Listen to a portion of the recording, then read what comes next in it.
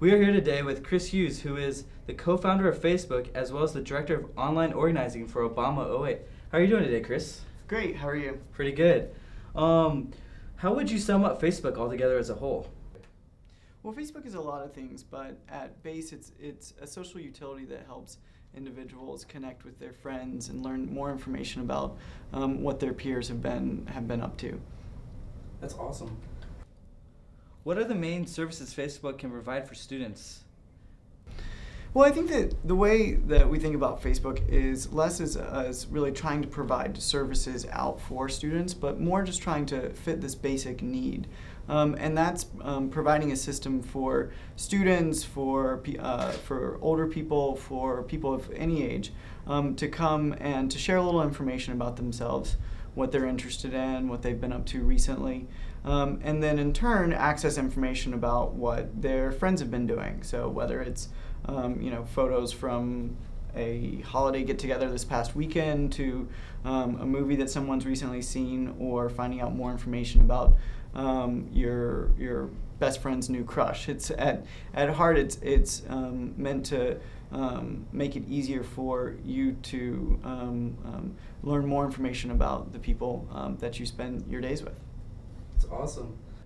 So how safe is Facebook? Well, Facebook is a site where every user decides exactly what he or she wants to share when it comes to information.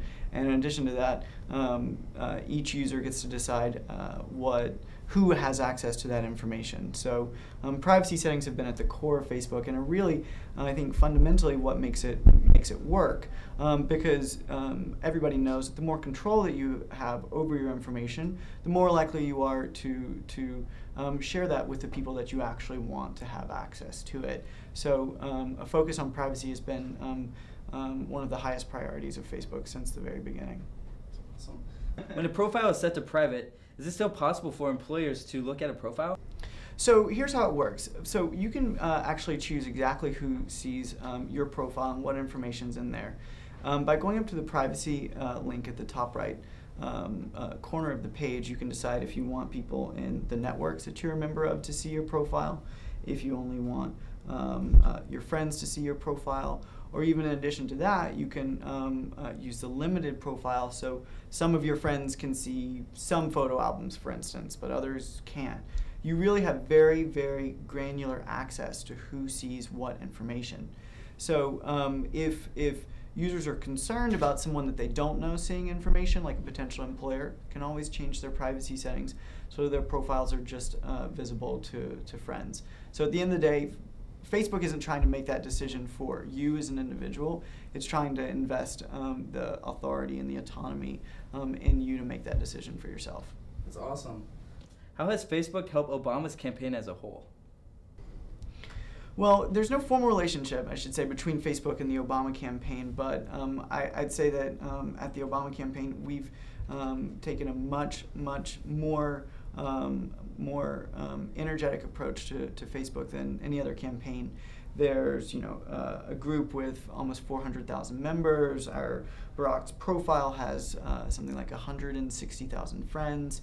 And we've also developed an application on the Facebook platform which enables supporters to learn more information about what Barack is doing at any given point, but even more importantly, share that information with their friends to bring more people in and to build the campaign and make it stronger.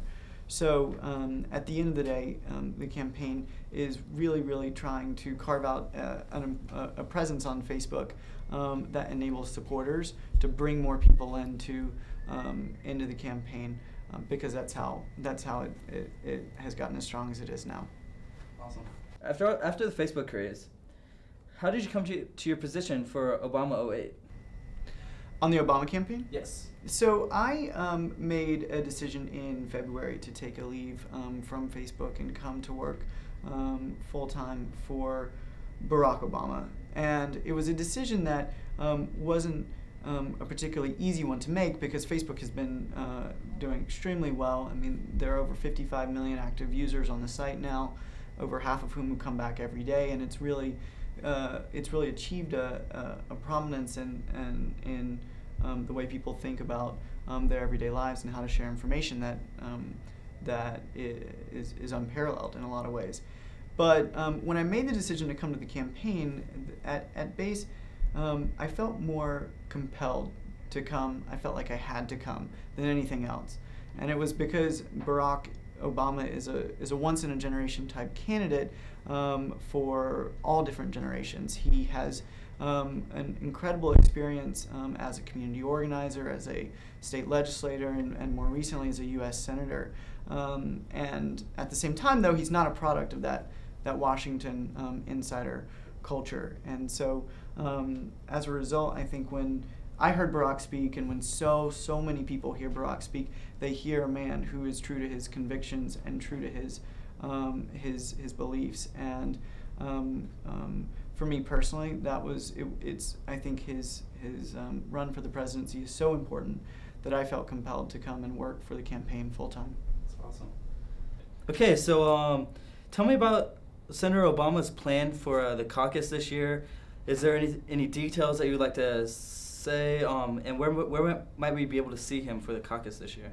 Yeah, so as you know, the caucus is happening on January 3rd, and it happens at 6:30 in the evening all across Iowa, over 1,000 precincts. And I think particularly for students, a lot of you may be at home on caucus night, but everyone should know that you can caucus from home, and in fact, you can even do more than that. You can bring your friends to the caucus all together on the night of the 3rd to make sure that your voice is really heard. I think our generation in particular, a lot of people say, youth, they talk a lot, but, are they really going to come out? And I think it's our responsibility to prove to them that, yeah, we are. Yeah. So it's on January 3rd. It's at 6:30 in the evening. If you need any more details on the specifics or need to find your particular location, you can always go to iowa.barackobama.com and find out quite a bit more. And it's also my understanding that they can also register to vote at the caucus. Is that true?